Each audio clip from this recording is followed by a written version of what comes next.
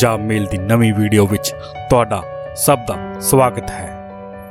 दोस्तों, की तुसी कदी नोट कीता है कि जदों असी घड़ियां दी दुकान विच जांदे हां तां सारी नवीं घड़ियां दियां सूइयां दा समा 10:10 ते ही सैट हुंदा है। इत्थों तक कि घड़ियां दे विज्ञापन दियां फोटोआं उत्ते भी यही समा दिखाया हुंदा है। जेकर नहीं तां अपने गूगल ब्राउज़र ते जाओ अते वाच शब्द नूं गूगल करो। तुसीं वेखोगे फोटोआं दे ज़्यादातर नतीजे घड़ियां दा समा 10:10 दिखाउंदे हन। जे तुसीं उन्हां उत्सुक व्यक्तियां विचों हो जो इस बारे जानना चाहुंदे हन तां आओ इस वीडियो विच कुछ तत्थां ते मिथां नूं डिकोड करन दी कोशिश करदे हां। हालांकि समय दे नाल-नाल कुछ लोकां ने इस दी व्याख्या करन लई कुछ बेतुके सिद्धांत पेश कीते। कुछ ने तां इस नूं 10 अक्तूबर दे कल्पित घड़ियां दे अंतरराष्ट्री दिवस नाल जोड़ दिता, पर अधिकारत तौर ते यह दिवस किते भी मानता प्राप्त नहीं है ते ना ही मनाया जाता है। पर फिर भी इत्थे यह देखना बहुत ही दिलचस्प है कि इस रवायत नूं समझाउण लई लोक कल्पना दी किस हद तक चले गए।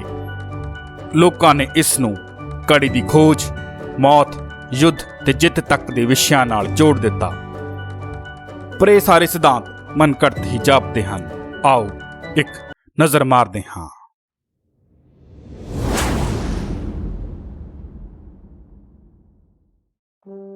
इस संबंधी पहली मिथ यह है कि 10:10 ਉਹ ਸਮਾਂ ਸੀ ਜਦੋਂ ਘੜੀ ਦੇ ਖੋਜੀ ਨੇ ਅੰਤਮ ਸਾਹ ਲਏ ਤੇ ਇਸ ਲਈ ਉਸ ਸਮੇਂ ਦੇ ਡਾਇਲਾਂ ਨੂੰ ਪ੍ਰਦਰਸ਼ਿਤ ਕਰਨਾ ਉਸ ਲਈ ਸ਼ਰਧਾਂਜਲੀ ਸੀ। ਕੁਝ ਨੇ ਇਹ ਵੀ ਕਿਹਾ ਕਿ ਉਸ ਸਮੇਂ ਉਹ ਪੈਦਾ ਹੋਇਆ ਸੀ ਅਤੇ ਇਸੇ ਕਰਕੇ ਉਸਨੇ ਆਪਣੀ ਘੜੀ ਦਾ ਸਮਾਂ 10:10 ਨਿਰਧਾਰਤ ਕੀਤਾ। ਕਈਆਂ ਨੇ ਇਹ ਤਰਕ ਵੀ ਰੱਖਿਆ ਕਿ 10:10 ਉਹਨਾਂ ਪਲਾਂ ਦਾ ਸਮਾਂ ਸੀ ਜਦੋਂ ਕੰਮ ਕਰਨ ਵਾਲੀ ਘੜੀ ਪਹਿਲੀ ਵਾਰ ਪ੍ਰਦਰਸ਼ਿਤ ਕੀਤੀ ਗਈ।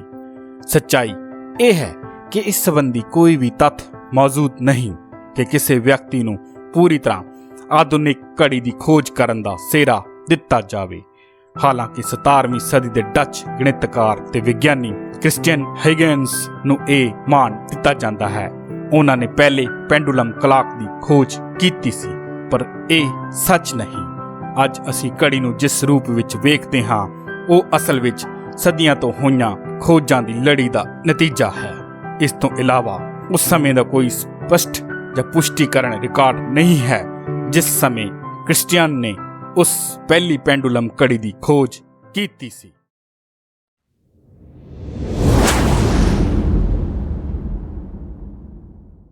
ਕੁਝ ਅਮਰੀਕੀਆਂ ਨੇ ਇਹ ਧਾਰਨਾ ਬਣਾਈ ਕਿ ਇਹ ਰਾਸ਼ਟਰਪਤੀ ਅਬਰਾਹਮ ਲਿੰਕਨ ਦੀ ਮੌਤ ਦਾ ਸਮਾਂ ਸੀ। ਕਈਆਂ ਨੇ ਇਸ ਲਈ ਸਦੀ ਦੇ ਇੱਕ ਮਹਾਨਾਇਕ ਰਾਸ਼ਟਰਪਤੀ ਜੌਨ ਐਫ ਕੈਨੇਡੀ ਨੂੰ ਵੀ ਚੁਣਿਆ। ਉਹਨਾਂ ਦੋਵਾਂ ਦਾ ਕਤਲ ਕਰ ਦਿੱਤਾ ਗਿਆ ਸੀ। ਅਮਰੀਕਾ ਜ਼ਿਆਦਾ ਸਮੇਂ ਲਈ ਵਰਲਡ ਪਾਵਰ ਰਿਹਾ ਹੈ ਅਤੇ ਅਮਰੀਕਨ ਲੋਕਾਂ ਨੇ ਪੂੰਜੀਵਾਦ ਦਾ ਰਾਹ ਪੱਧਰਾ ਕਰਨ ਵਿੱਚ ਇੱਕ ਮਹੱਤਵਪੂਰਨ ਭੂਮਿਕਾ ਨਿਭਾਈ ਹੈ। ਅਤੇ ਭਾਵੇਂ ਸਵਿਟਜ਼ਰਲੈਂਡ ਘੜੀਆਂ ਬਣਾਉਣ ਦੀ ਨਿਰਵਿਵਾਦ ਰਾਜਧਾਨੀ ਹੈ, ਫਿਰ ਵੀ ਅਮਰੀਕਾ ਸ਼ਾਇਦ ਘੜੀਆਂ ਲਈ ਸਭ ਤੋਂ ਵੱਡਾ ਬਾਜ਼ਾਰ। ਤਾਂ ਫਿਰ ਕਿਉਂ ਨਾ ਘੜੀਆਂ ਦੀਆਂ ਸਾਰੀਆਂ ਤਸਵੀਰਾਂ ਤੇ ਆਈਕੋਨਿਕ ਅਮਰੀਕੀ ਰਾਸ਼ਟਰਪਤੀ ਦੀ ਮੌਤ ਦਾ ਸਮਾਂ ਦੱਸਿਆ ਜਾਵੇ। ਹਾਲਾਂਕਿ ਸੱਚਾਈ ਇਹ ਹੈ ਕਿ ਦੋਵੇਂ ਰਾਸ਼ਟਰਪਤੀਆਂ ਵਿੱਚੋਂ ਕੋਈ ਵੀ 10:10 ਤੇ ਨਹੀਂ ਮਰਿਆ। ਲਿੰਕਨ ਨੂੰ ਰਾਤ 10:15 ਤੇ ਗੋਲੀ ਮਾਰ ਦਿੱਤੀ ਗਈ ਸੀ ਅਤੇ ਉਹਨਾਂ ਦੀ ਮੌਤ ਸਵੇਰੇ 7:22 ਤੇ ਹੋਈ। ਕੈਨੇਡੀ ਨੂੰ ਦੁਪਹਿਰ 12:30 ਤੇ ਗੋਲੀ ਮਾਰ ਦਿੱਤੀ ਗਈ ਸੀ ਅਤੇ ਉਹਨਾਂ ਨੂੰ ਦੁਪਹਿਰ ਦੇ 1 ਵਜੇ ਮ੍ਰਿਤਕ ਐਲਾਨ ਕੀਤਾ ਗਿਆ ਸੀ। ਇੱਕ ਹੋਰ ਮਸ਼ਹੂਰ ਥਿਊਰੀ ਦੁਬਾਰਾ ਇਸ ਨੂੰ ਇੱਕ ਮਸ਼ਹੂਰ ਅਮਰੀਕੀ ਸ਼ਖਸੀਅਤ doctor Martin Luther king junior ਨਾਲ ਜੋੜਦੀ ਹੈ। ਲੋਕਾਂ ਦਾ ਮੰਨਣਾ ਹੈ ਕਿ 10:10 ਇਸ ਮਹਾਨ ਐਕਟਿਵਿਸਟ ਦੀ ਮੌਤ ਦਾ ਸਮਾਂ ਸੀ ਜੋ ਅਮਰੀਕੀ ਨਾਗਰਿਕ ਅਧਿਕਾਰ ਅੰਦੋਲਨ ਦਾ ਚਿਹਰਾ ਰਿਹਾ। ਪਰ ਸੱਚਾਈ ਇਹ ਹੈ ਕਿੰਗ ਨੂੰ ਸ਼ਾਮ 6:01 ਤੇ ਗੋਲੀ ਮਾਰੀ ਗਈ ਸੀ ਅਤੇ ਸ਼ਾਮ 7:05 ਤੇ ਉਹਨਾਂ ਨੂੰ ਮ੍ਰਿਤਕ ਐਲਾਨ ਕੀਤਾ ਗਿਆ ਸੀ।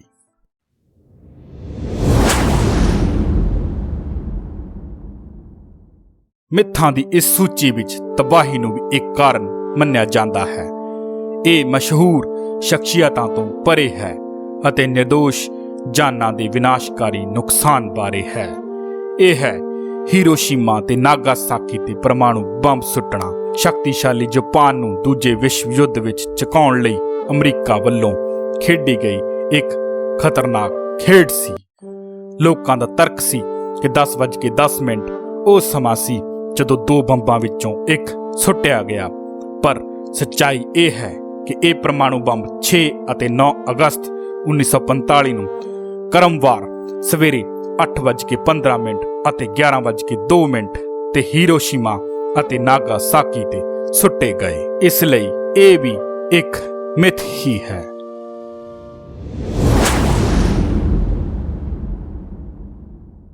ਇਸ ਸੰਬੰਧੀ ਕੁਝ ਥਿਊਰੀਆਂ ਇਸ ਨੂੰ ਦੂਜੇ ਵਿਸ਼ਵ ਯੁੱਧ ਨਾਲ ਵੀ ਜੋੜਦੀਆਂ ਹਨ।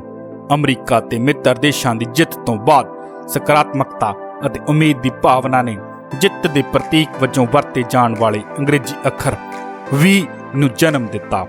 ਕੁਝ ਲੋਕਾਂ ਦਾ ਕਹਿਣਾ ਸੀ ਕਿ ਇੱਕ ਘੜੀ ਤੇ 10:10 ਦਾ ਸਮਾਂ V ਵਰਗਾ ਦਿਸਦਾ ਹੈ ਅਤੇ ਇਹੀ ਕਾਰਨ ਹੈ ਕਿ ਜੰਗ ਤੋਂ ਬਾਅਦ ਜਿੱਤ ਅਤੇ ਉਮੀਦ ਦੀ ਇਸ ਭਾਵਨਾ ਨੂੰ ਦਰਸਾਉਣ ਲਈ ਘੜੀਆਂ ਦੀਆਂ ਫੋਟੋਆਂ ਤੇ ਜਿੱਤ ਦੇ ਸਮੇਂ ਨੂੰ V ਦੇ ਰੂਪ ਵਿੱਚ ਦਰਸਾਇਆ ਗਿਆ।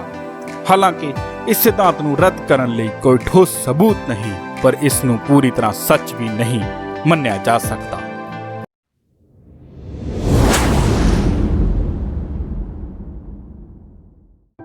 ਪਰ ਪੇਸ਼ੇਵਰ ਲੋਕ ਜੋ ਇਸ਼ਾਰਿਆਂ ਅਤੇ ਕੈਟਲਾਗਾਂ ਆਦਿ ਲਈ ਘੜੀਆਂ ਨੂੰ ਤਸਵੀਰ ਦੇ ਰੂਪ ਵਿੱਚ ਉਤਾਰਦੇ ਹਨ, ਉਹ ਬਿਆਨ ਕੀਤੇ ਕਾਰਨਾਂ ਵਿੱਚੋਂ ਕਿਸੇ ਇੱਕ ਨੂੰ ਵੀ ਸਹੀ ਨਹੀਂ ਮੰਨਦੇ।